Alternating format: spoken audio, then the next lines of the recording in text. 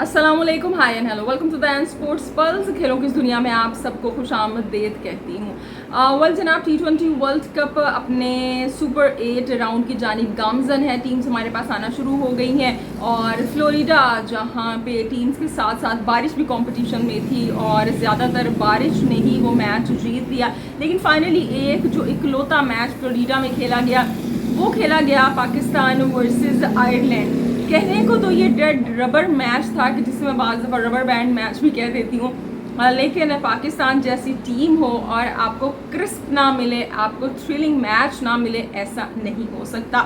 तो इस मैच में बात करेंगे और इसके साथ साथ मोहसिन नकवी की जानिब से कुछ खबरें आ रही हैं, कुछ रिसोर्सेज की जानिब से खबरें आ रही हैं कि कुछ बड़ी तब्दीलियाँ होने वाली हैं पाकिस्तानी टीम में। तो कौन सी तब्दीलियाँ होने वाली हैं? इसके अलावा जो पाकिस्तानी फैंस काफ़ी परेशान हैं, टीम परेशान है या नहीं है, गुड नोस, लेकिन पाकिस्तानी फैंस ज़रूर परेशान हैं, शर्मिंदा भी हैं कि भाई अब पाकिस्तानी टीम को क्वालिफाइंग राउंड खेलना पड़ेगा। अब क्या हम नमीबिया के साथ या ओमान के साथ या फिर जो टीमें क्वालिफाई नहीं कर पाई हैं युगांडा के साथ, इनके साथ क्या पाकिस्तान क्वालिफाइंग राउंड खेलेगा? बिल्कुल ये खबरें आ रही हैं, लेकिन हम आपको बताते चलें कि ज़रा आप पुरसुकून हो जाएं, ठंडे हो जाएं, क्योंकि इतनी बुरी परफॉर्मेंस के बावजूद, जी हाँ, इतनी बुरी परफॉर्मेंस के बावजूद पाकिस्तान को अभी भी क्वालिफाइंग राउंड नहीं खेलना पड़ेगा। पाकिस्तान डायरेक्ट 2026 का जो T20 का वर्ल्ड कप है उसके लिए क्वालिफाई करेगा। कैसे क्वालिफाई करेगा और क्या सर्कमस्टांसिस हैं, क्या फिगर्स हैं, क्या स्टैट्स कह रहे हैं, ये सब जनाब हम आपको आज के प्रोग्राम में बताएंगे। तो जी, जो टीम्स हैं, इंडिया रफ्ते सफ़र बांध चुकी है और वो बारबाडोस में उनका जो है वो पहला मैच अफगानिस्तान के ख़िलाफ़, और यकीनन बड़ा ही थ्रिलिंग मैच होगा। अफगानिस्तान जिस तरह की फॉर्म में है और इंडिया की टीम वो जिस तरह से लड़ रही है और जो लेगेसी कैरी करती है, यकीनन बड़ा मज़ा आएगा। और जिसके साथ साथ बस अब एक ही रह गया है, क्या कहेंगे ना, एक हाथी निकल गया है, दुम रह गई है। यानी कि अब हमें ये देखना है कि बांग्लादेश आएगा सुपर 8 में या नीदरलैंड आएगा। बांग्लादेश जीत जाए नेपाल से तो फिर तो बात ही ख़त्म ना, फिर तो बांग्लादेश पहुंच जाएगा। फिर बांग्लादेश का मुकाबला भी इंडिया से होगा कि जैसे फिर इंडिया ने ऑस्ट्रेलिया से भी खेलना है, अफगानिस्तान से भी खेलना है। लेकिन क्योंकि बांग्लादेश का मुकाबला नेपाल से है और नेपाल जो है वो ज़ख्मी शेर है, 1 रन से साउथ अफ्रीका से हारे हुए हैं, बड़ा ही थ्रिलिंग मैच, बड़ा ही ज़बरदस्त। तो अगर नेपाल की टीम बांग्लादेश को हरा देती है तो फिर क्या होगा? फिर जनाब जो नीदरलैंड है और जो कि बांग्लादेश है, फिर वो क्या कहेंगे ना, वो रन रेट पे आ जाएंगे। फिर जो नीदरलैंड है उसको श्रीलंका से जो मुकाबला जीतना है वो कोई सर्टन नंबर्स हैं कि लाइक आई थिंक 52 या 53 के मार्जिन से वो जीतना है। फिर नीदरलैंड की टीम क्वालिफाई करेगी, यानी फिर वो रन रेट और फिर इस तरह के हिसाब किताब पे बात आ जाती है।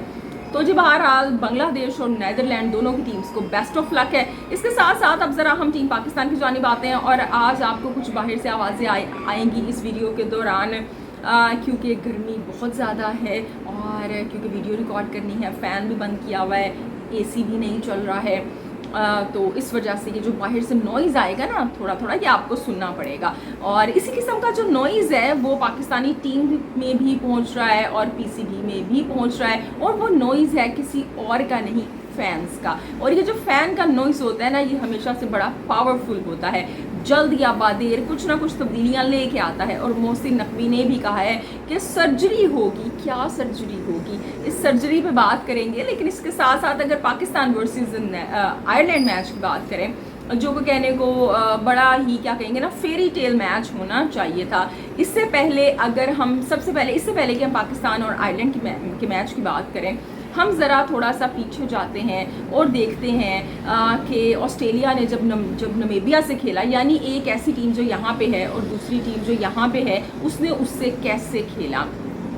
वैसे तो सबसे बड़ी मिसाल यहाँ पे अफगानिस्तान की होनी चाहिए, लेकिन चले अफगानिस्तान को छोड़ के हमने काफ़ी बात कर ली, अफगानिस्तान की दीगर टीमों की भी बात करें तो जी, ऑस्ट्रेलिया ने 72 पे नमीबिया को ऑल आउट किया और फिर पावर प्ले के अंदर ही ये जनाब उन्होंने 74 रन बनाए और मैच जीत लिया।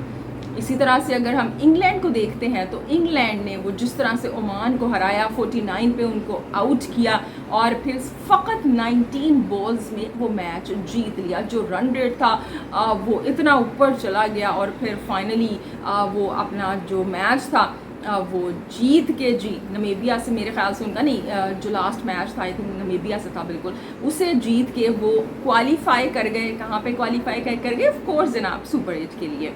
और इसी तरह से हम देखें जो न्यूजीलैंड है कि जो तकरीबन 10 साल के बाद हम जिसको नहीं देखेंगे जनाब सेमीफाइनल्स में, उसने किस तरह से अपना गुस्सा निकाला उनके सामने जब युगांडा की टीम आई तो उन्होंने क्या किया उनके साथ। आप देखें कि न्यूजीलैंड ने भी, वो तो फिन एलन जो थे वो थोड़ा सा स्लो खेल गए, वरना तो उन्होंने भी वो जो 40+ रन का टारगेट दिया हुआ था, वो जो पहले 40+ पे जनाब मेरे ख्याल से उनको आउट किया था युगांडा को, और फिर उसके बाद उन्होंने जो था ये भी जो रन थे वो बना दिए थे जल्दी, मतलब पावर प्ले के अंदर ही बना दिए थे, लेकिन वो फिन एलन थोड़ा सा स्लो खेल गए थे, वरना इससे पहले ही ये रन जो थे ये बना देते।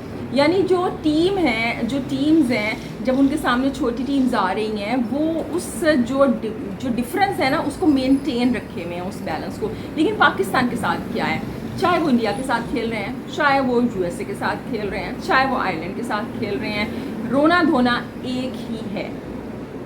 यानी कि अगर मैं इस मैच की बात करूं जो कि खेला गया, अभी अगर मैं आपको ये बताऊं ना, ये टीम का नाम लिए बगैर कि ऑपोजिट टीम कौन सी थी, तो आप कहेंगे अच्छा क्या थ्रिलिंग मैच हुआ है भाई। यानी ये कि एक ऐसा मैच कि जिसमें पाकिस्तान ने क्या ज़बरदस्त स्टार्ट दिया, जो सामने वाली टीम थी उसमें जनाब 3 रन्स पे फ़कत 4 खिलाड़ी आउट कर दिए। शाहिद अफरीदी ने बड़ा ज़बरदस्त ओपनिंग स्पेल किया, आमिर ने उनका साथ दिया, और फिर उसके बाद हम देखते हैं कि 28 के ऊपर 5 खिलाड़ी पावर प्ले में आउट, फिर 32 के ऊपर 6 खिलाड़ी आउट, और हमें ऐसे लगा कि लो भाई अब तो पाकिस्तान की टीम जो है ना इनको भी इसी तरह से आउट करेगी, वही हशर करेगी आयरलैंड का, जो कि इससे पहले इंग्लैंड ने किया था ओमान का, या फिर हम ये कह सकते हैं ऑस्ट्रेलिया ने नमीबिया के साथ किया, या फिर न्यूजीलैंड ने युगांडा के साथ किया। लेकिन भाई ये तो पाकिस्तान की टीम है, किसी को भी जो है ना डिसअपॉइंट नहीं करती है। सो उसके बाद क्या हुआ जी, 3 बल्लेबाज आते हैं सामने वाली टीम के और वो खड़े हो जाते हैं, कि जिसमें एक नाम है जनाब ऑफ कोर्स माइक डायर हैं, जॉश लिटल हैं, जॉर्ज डेलने हैं, और ये आते हैं और ये तीनों मिलके 68 रन बना के चले जाते हैं, और जो टीम का स्कोर था वो 32 से 100+ पे ले जाते हैं, 106 पे चला जाता है। तो अब अगर आपको ये नाम ना पता हो तो आपको ऐसे कौन से बल्लेबाज थे जो आ गए, क्या सूर्य कुमार यादव आ गए या कोई हैरी ब्रुक आ गए, कौन से ऐसे खिलाड़ी थे जो आ गए और वो आके क्या ट्रेविस हेड बन गए वो, कि वो इस तरह से मिडिल ऑर्डर में आके खड़े हो गए। तो जनाब ये आयरलैंड के बल्लेबाज थे जो हमारी बॉलिंग के सामने आके खड़े हो गए, और आज शादाब को भी एक ओवर करवा के देख लिया और हमें पता चल गया कि शादाब को आखिर क्यों ओवर्स नहीं करवाए जा रहे हैं। तो जी उसके बाद जब बैटिंग शुरू होती है तो हमने कहा ठीक है भाई रना बॉल है, पाकिस्तान की टीम बड़ी आसानी से बना लेगी, और साइम अयूब को अगेन मौका दिया गया, टॉप एज लगता है वो आउट हो जाते हैं, और फिर रिजवान का जो फेवरेट एरिया है स्क्वायर लेग, जो लेग का एरिया है वो स्क्वायर लेग पे, फाइन लेग पे मेरे ख्याल से वो आउट हो जाते हैं, और हमने कहा कि चलो कोई बात नहीं, 2 विकेटें गिरी हैं, इट्स ओके, आगे भी आपके पास काफ़ी बल्लेबाजी है। और जी फिर बाबर आजम आए, फिर बल्कि फ़खर ज़मान आते हैं रिजवान के आउट होने के बाद, and it was the position के जब मेरे ख्याल से 48 पे 2 खिलाड़ी थे, और बिल्कुल इस तरह का हिसाब किताब था कि 20 का फ़र्क था, यानी आपको 80 गेंदों के ऊपर तकरीबन 60 रन बनाने थे।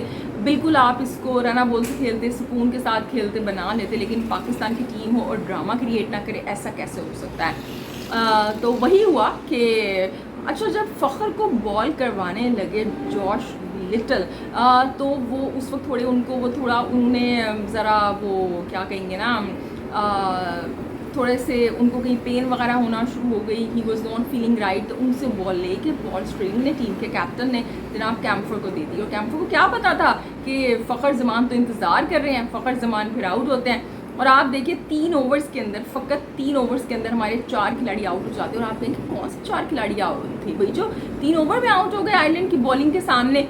तो जनाब वो जो 4 बल्लेबाज थे वो फ़खर जमान, इमाद वसीम, उस्मान खान और शादाब खान थे। यानी ऐसे ऐसे प्लेयर्स, अगर आप उस्मान खान को निकालते, सारे के सारे एक्सपीरियंस्ड प्लेयर्स हैं, आईसीसी के काफ़ी टूर्नामेंट्स खेल चुके हैं, अब तो वर्ल्ड कप काफ़ी खेल चुके हैं, लेकिन उसके बावजूद फेल हो जाते हैं। मेरे ख्याल से 12 या 13 रन इन्होंने मिलके बनाए इन चारों ने और वापस लौटे पवेलियन को। उसके बाद जी वही है हमारा कि बस वो 9 रन का फ़र्क हो गया, वो 10 रन का हो गया, फिर अब्बास आफरीदी आते हैं और अब्बास आफरीदी ने कुछ शॉट्स लगाई, लेकिन हमारी जो टीम है ना उसके साथ टैलेंट का मसला नहीं है, उसके साथ स्किल का भी मसला नहीं है। मसला आपके यहाँ पे है, मसला आपकी अप्रोच का है, मसला जो है ना आपके यहाँ पे है, और वो मसला आज गेम में दिखाई दिया। इमाद वसीम ने बिल्कुल सही कहा था प्रेस कॉन्फ्रेंस में कि मसला जो है ना वो एटीट्यूड का है। हर कोई स्किलफुल है, लेकिन आप किस अप्रोच के साथ आगे बढ़ रहे हैं। और वही अब्बास आफरीदी, आपको देखें, आप बिल्कुल मतलब वो कंडीशन थी कि आपके 5-6 का फ़र्क रह गया था, आप रना बोल करके बना लें, एक मतलब बिल्कुल ही विकेट्स के दरमियान दौड़ के बना लें, लेकिन नहीं भाई ऐसा हम क्यों कर लें। वही उन्होंने क्या कहेंगे, अच्छा उससे पहले मेरे ख्याल से उनका कोई कैच ड्रॉप वगैरह भी हुआ था, काफ़ी डीआरएस जो थे वो पाकिस्तान के हक़ में गए जो आयरलैंड के थे, लेकिन उसके बाद वो कैच आउट हो जाता है।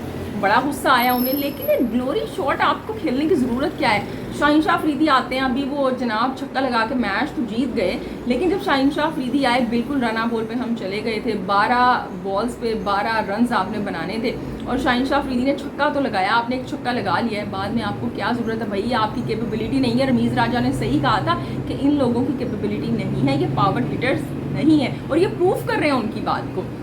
तो वो तो देखें कि वो एक और शॉट लगाई थी, वो जो उनके स्टंप्स के पीछे खड़े हुए थे, उनके पॉज ट्रेलिंग, उनके कैप्टन कैच ड्रॉप हो गया, वरना शाहीन शाह अफरीदी आउट थे, और उसके बाद वो अगली बॉल पर छक्का लगाया और जी वो हीरो बन गए। वाह वाह वाह, शाहीन शाह अफरीदी छक्का लगा के जीत गए। क्या अप्रोच है भैया आपकी, इस तरह से आप मैच जीते हैं कि जैसे पाकिस्तान आयरलैंड के ख़िलाफ़ नहीं खेल रहा, पाकिस्तान ऑस्ट्रेलिया से खेल रहा है, पाकिस्तान यहाँ पे इंडिया से खेल रहा है, पाकिस्तान यहाँ पे जैसे कि इंग्लैंड से खेल रहा है। इस तरह से आयरलैंड से हम खेल के बाल बच्चे हैं। It was a narrow escape, और आयरलैंड की भी आखिरी गेम थी, पाकिस्तान की भी आखिरी गेम थी, अब अपने घरों को आएंगे, लेकिन इस तरह की परफॉर्मेंस को आप कैसे जस्टिफाई करेंगे। बाबर आजम नॉट आउट रहे, थैंक्स गॉड कि उन्होंने आज जो था इस मुश्किल वक्त में उन्होंने आखिर तक वो जो था ना वो साथ दिया, लेकिन अब हर कोई बाबर आजम पे क्रिटिसाइज़ कर रहा है। अब मैं कोई बाबर आजम की तारीफ़ नहीं कर रही यहाँ पे, लेकिन क्या सिर्फ बाबर आजम जिम्मेदार है? क्या उन्होंने वो कहा था उन्हें साइम अयूब को कि भाई तुम इसको ना तुम ऐसा करो, टॉप एज लगाओ और ना फजूल में कैच आउट हो जाओ।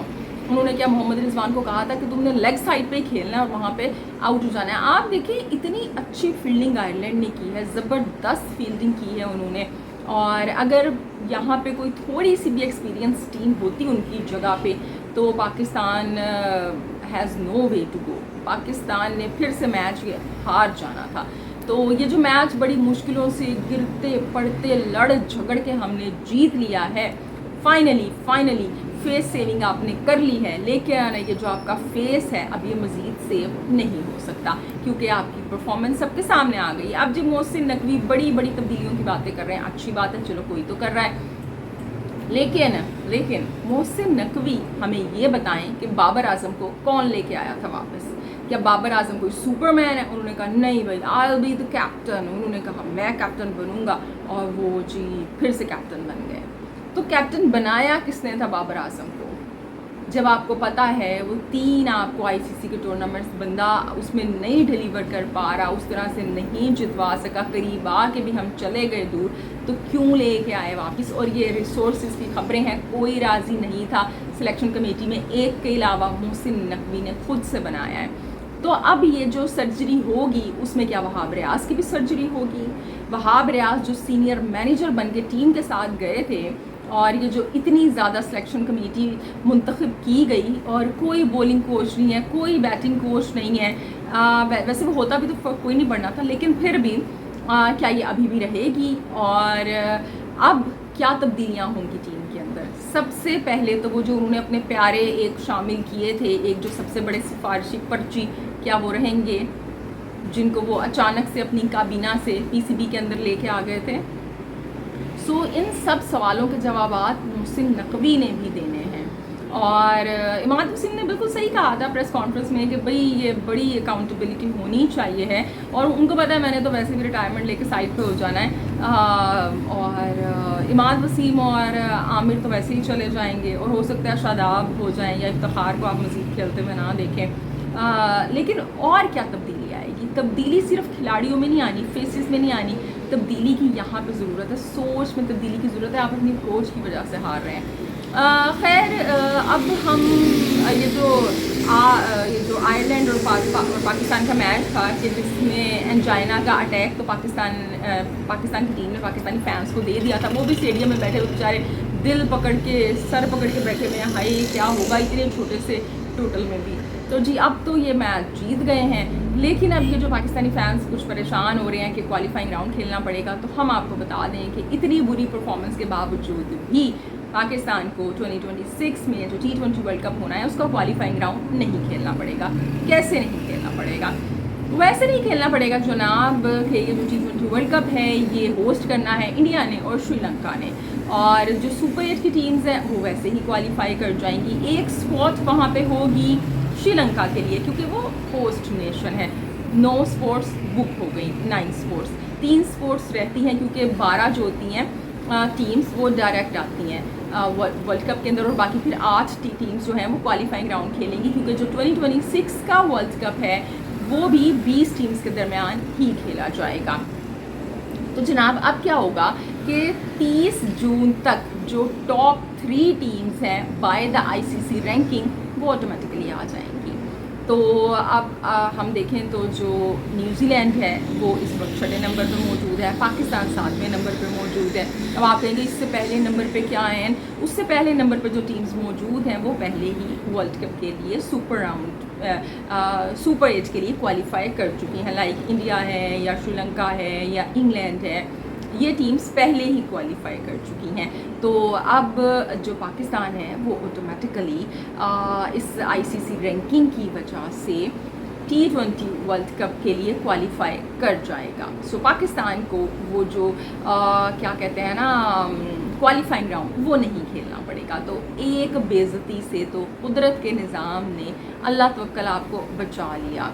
अब देखते हैं कि ये T20 वर्ल्ड कप की तो ये कहानी है। अब जो चैम्पियंस ट्रॉफी है उसके लिए हमारी क्या तैयारी होगी, उसकी तैयारी तो पता चलेगी जी। अब ये टीम वापस आएगी और फिर प्रेस कॉन्फ्रेंस भी मोहसिन नकवी ने करनी है। वो क्या करेंगे, क्या कहेंगे, क्या तब्दीलियाँ होंगी, खाली मुँह ज़ुबानी होंगी, कॉन्ट्रैक्ट को थोड़ा हल्का करने की बातें हो रही हैं, और जो लीग्स खेलते हैं उस पर मज़ीद सख्ती की बातें हो रही हैं। बातें होंगी, काम भी होगा, टीम क्या करेगी और कौन नया कैप्टन होगा, इस सब का हमें पता चलेगा बस थोड़े ही टाइम के बाद। बस करना ये है कि पाकिस्तान में अदालत उज़्मा लगेगी PCB के अंदर मोहसिन नकवी की, और बाकी टीमें वर्ल्ड कप के मैचेस खेल रही होंगी वेस्ट इंडीज़ में। तो जी ये था आज का प्रोग्राम। मैंने कहा कि जो पाकिस्तानी फैंस हैं जो बड़े परेशान हो गए हैं कि हाय बेचारी टीम वो क्वालिफाइंग राउंड खेलना पड़ेगा, तो आपको बता दें कि ऐसा कुछ नहीं होगा। बचत हो गई है फिल वक्त के लिए, लेकिन अगर अपनी सोच को, अपनी अप्रोच को नहीं बदला तो वो दिन दूर नहीं है कि पाकिस्तान की टीम जो है वो मज़ीद तनज़्ज़ुली का शिकार हो सकती है, मज़ीद नीचे जा सकती है। इसके अलावा जनाब जैसे मैंने आपको बताया था FM 107 पे भी मैं आजकल प्रोग्राम्स कर रही हूँ, सो उस पर भी आप ज्वाइनिंग कर सकते हैं, और YouTube पे प्रोग्राम्स अपडेटेड होते हैं, आप सुन सकते हैं आप चाहें तो जी ये था आज का प्रोग्राम। अब आप लोगों से कल मुलाकात होगी। अपना ढेर सारा ख्याल रखिएगा, हंसते मुस्कुराते रहिएगा क्योंकि आप मुस्कुराते हुए बहुत अच्छे लगते हैं। अल्लाह ने बान।